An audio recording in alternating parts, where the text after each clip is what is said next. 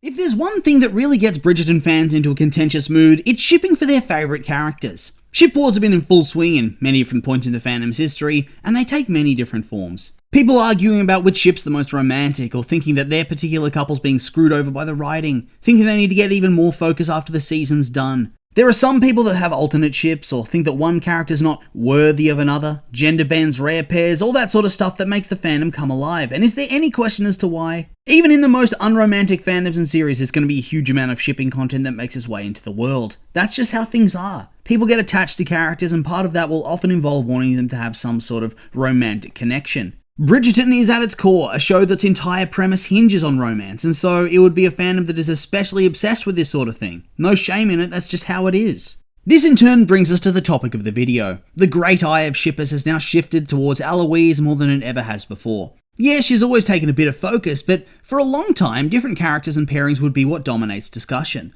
Talking about Daphne and Simon and how their story was either the most romantic thing ever or filled with a huge number of red flags. Discussion about the love triangle of Kate, Anthony and Edwina. The long-term slow burn storyline of Colin and Penelope, and then the excitement and angst surrounding Francesca's upcoming storyline. Plus, of course, there was heaps of chatter about how they think the Benedict arc is going to play out. Some of these are still yet to come, but a lot of them are heavily resolved to the point that now attention is starting to drift over to Eloise. The topic at hand though, what is her endgame going to be? Or rather, what should her endgame be? I suppose it really shouldn't be much of a surprise that Eloise is drawing this level of focus from the fandom. After all, right from the get-go, I think she'd been right in the thick of it as one of the show's most highly featured characters, and the one who had the most fleshing out and storyline that existed outside of a romantic context. The first two seasons heavily lean on her desire to step outside the bounds of what is likely considered to be acceptable behaviour for a woman of her day and age. Her desire to learn and be political and not be shuffled off to the side and forced to play the part she doesn't think she properly fits with. She attends rallies and sneaks around, and along the way is tangled up in the mystery of Lady Whistledown, who she views as being a true hero. A woman who's making something of herself in society and making her own way. She goes on the hunt for her, and eventually, simply by chance, she starts to piece together that Lady Whistledown is her longtime best friend Penelope.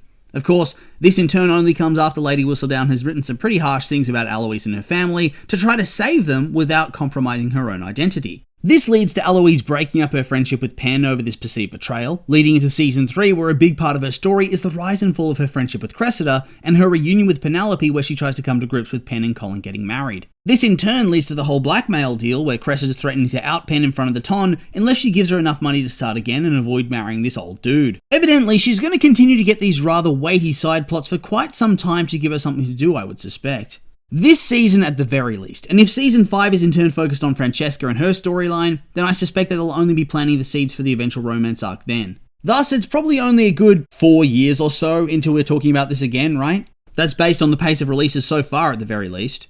Eventually though, we are going to be finding ourselves arriving at Eloise and her specific season, which in turn leaves us to the conundrum question. A not insignificant portion of the fandom seems to continue to parrot this idea that they're going to alter her storyline significantly from the book. I will just say that I have not, and probably never will, read the books. Not saying I'm a hater or anything of the sort, I just don't have the interest in following up with them. Anyway, according to the wiki, in the books, Eloise spends a fair while doing her own thing and rejecting suitors well into her late 20s. She resigns herself to becoming a spinster because heaven forbid you don't get married as a teenager to a man far older than you. At some point, she sends out a letter of condolence to the widower of her late cousin Marina. This in turn snowballs into a pen pal situation until eventually the usual story beats of a romance novel play themselves out and they have their love match and it's all happily ever after. Hooray! Obviously, we still have some time to kill before we reach this stage of her arc, but I want to dive into this idea of her having all these alternate pathways that her story could take, and why I think the people are getting their hopes up needlessly. We'll start off with an oldie but a goldie, that there are other characters that would be a better romantic pairing for Eloise to go with, other than Sir Philip Crane, the guy that likes plants who married his dead brother's pregnant girlfriend to save her some shame. The one character who consistently comes up in these sorts of conversations is the character Theo, the dude that works at the printing house back in season 2 that developed a bit of a romantic connection with Eloise. Let's just refresh on that in case it's dulled in your mind. Theo and Eloise first meet early on in season 2 when she comes to his place of work in search of Lady Whistledown. While she doesn't find out who she is, he does give her a pamphlet for a political rally about the rights of women. They end up seeing each other at that rally and the banter picks up, and they have some stimulating conversation which leads to an attachment. This goes even further when she goes in search of him to continue talking about any topic that takes their fancy, although it hits a snag when the Queen comes and questions him directly about Lady Whistledown, and he ended things between them apparently in an attempt to protect her. After Lady Whistledown stops using their printing shop, he feels confident in speaking to her again, and they briefly work together to try to figure out who Lady Whistledown is, before Eloise in turn backs off because she doesn't want him to face any sort of negative consequences either. To me, it feels simply like a fun little side story to showcase that Eloise isn't wholly unable to desire some sort of romantic interest. It just has to come about in a different way than you'd see from her siblings. However, there are these folks that fervently hold on to this idea that Theo is definitely coming back, and it's all going to be awesome and romantic and like something out of a song. For me though, I just don't see it happening. For starters, there's the whole goes against the book thing. From what I've read on plot summaries on the wiki, there's a lot of liberal adaptation going on in Bridgerton. Extra drama, characters' rough edges being sanded away, and events that didn't happen suddenly being crammed into the story. And there's nothing wrong with that, and in the end, they have to craft compelling content for Netflix. That being said though, I think it's clear that simply from a meta perspective, they're going to go with the same base character. Even in the case of Michael to Michaela's gender bend, it's still the same person at its core. She's being presented as being John's cousin, and she'll still be the endgame story for Francesca. There's no reason to assume that it's going to be anything otherwise for Eloise. Regardless, I still think people are going to cling to their hope, so I do need to give my own reasons as to why the likes of Theo just wouldn't work. Something that I think a lot of works of this era don't really explore in any real depth is the plight of the poor and just how much of a gulf exists between the different classes in the world of Regency England. I get why they never do as well. It's not relevant to the story being told, which often involves the landed gentry and above.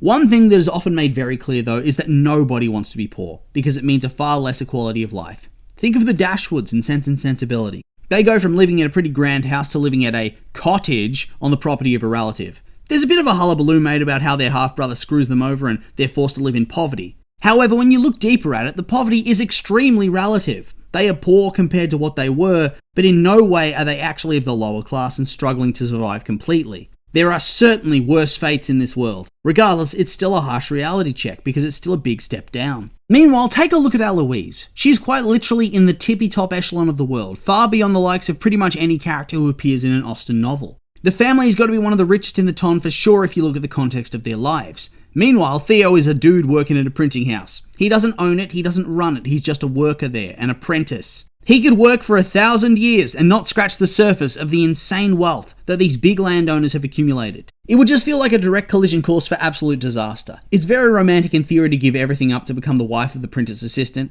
It's a whole different thing in practice. Whilst Eloise might chafe against the expectations of her life, she still clearly benefits from it immensely, which is something that I'm pretty sure that Theo explicitly states to her face. I don't think it would make for a very compelling storyline when you break it down. Then, if you have him go up the ladder, it somewhat changes his character, doesn't it? He'd become like Branson from Downton Abbey, the young working class dude with goals and dreams and ideals who puts them in a drawer and gets absorbed into the big conservative landowner family. It would kind of kill off his vibe. Where does this Theo obsession come from? Did people just like the chemistry here? Is that what went down? Or is it simply because he was the first love interest she had that appeared on screen and so people have gotten attached? Did people feel this way about Benedict and the modiste? Or Anthony and the opera singer? Or were they able to understand that it wouldn't work out for them in those specific instances? I don't know, it's just a little bit strange to me. Next up, there's also a sizable contingent of people that think that she doesn't need a love interest at all, that her arc should be solely about pushing forward as a woman and making her own way in the world, proving herself and fulfilling her own goals, i.e. becoming more educated or perhaps becoming more political. Look, I do get this perspective to an extent, but only to an extent. If it was any other type of show, just a generic period drama or something like that, I would actually understand and accept this type of belief. I would actually think there would be a good chance that they'd go ahead with this sort of story. After all, people are right when they say that the majority of her storyline so far has been dominated by her search for Lady Whistledown and her desire to make something of herself. In any other show, I would of course think that this could lead into some long-term story arc where she goes to live her dreams, where romance is completely optional and might not even happen over the course of the series. However, I have to reiterate, this is a romance series. That is very explicit. It is based on a series of bodice ripper novels, and I would say that there's a 0% chance of that ever changing. All of the popular moments in this show have been either heartfelt or beautiful romantic interactions, or the spicy and zesty sexual content. If you remove those elements from a season of the show that is dedicated to Eloise, what are you left with? Episodes and episodes worth of her reading and talking about things she's read? Trying to get herself admitted into some sort of higher learning institution? Not to be harsh, but does that not seem like a snooze fest in this context? It's a great way to pull a Game of Thrones and alienate your audience in one single season. Plus, I also think it falls into the trap that women can only be one thing or the other. You can either be a wife/mother and have that sort of life, or you can be an academic and have a career. No in between! To me, that's a very derivative and jaded way of looking at the world. I think her character's allowed to care about both, and we've seen that she does. It's just the context of it all that matters to her. Ultimately though, as I've said, Bridgerton is at its core a romance series. They are not going to discard a season's worth of content in this way, and it would be absurd if they did, to tell you the truth. This in turn leads us to the last of our alternatives, that she's queer. I've seen this thrown around a lot, that she's queer-coded and thus she could end up in a same-sex romance. However, this simply falls back into the same initial reasoning to discard the Theo romance. It ain't the bookend game, so I don't see it making the cut. We've seen the Michaela character introduced, so it's clear that they want to keep things relatively similar. So since we've seen Philip make his debut in the show, I don't see why they'd suddenly diverge from that pathway. If he had been introduced as Philippa Crane, we'd be getting somewhere, but he wasn't, so we aren't. In the end though, I do wonder where a lot of this stuff comes from. Is it just people daydreaming, or do they simply not like her love interest? I've seen that a bunch of people hate how Philip acts in the books, but I'm pretty sure I've seen snippets of a bunch of the male characters who are also absolutely horrific in the books, and yet became lovely soft boys in the show. To me, I think the books are a set of guidelines to follow, rather than a binding ethos. Either way, for those amongst you that think that for Eloise specifically, the way the show has handled its adaptations is suddenly going to change, I think you need to prepare yourself and accept that you are simply coping. I'll own up if I end up being wrong, but I just don't think I am. Philip's the endgame. Got to accept it. With all that being said though, these have all been my opinions, and now I'd like to hear yours. What do you think of Eloise's endgame? Are you a Philip Crane truther? Or are there alternate paths that you think they're going to take? I'm curious for your thoughts, so make sure to like, comment and subscribe, and let me know.